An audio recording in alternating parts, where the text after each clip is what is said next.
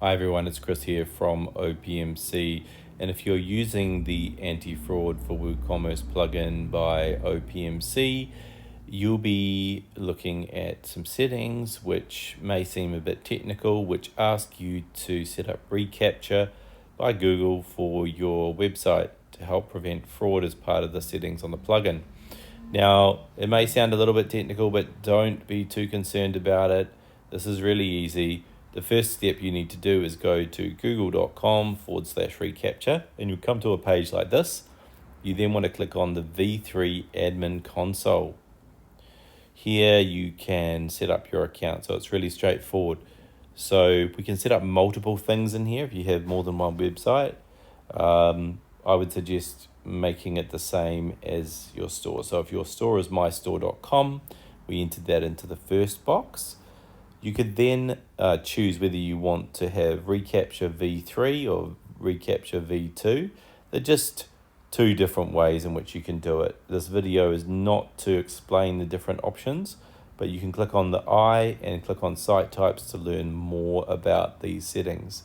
Today we're going to do V2 and we're going to select I'm not a robot tick box. We then want to enter in the domains, which is the website domain.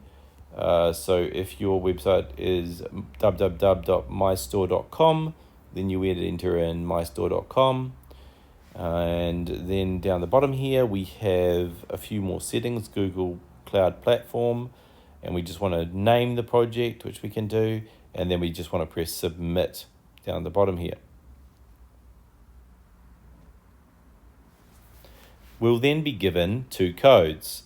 One is the site key and the other is the secret key. Now you may be wondering, what do I do with these? Well, we just need to copy and paste these into the settings on the plugin.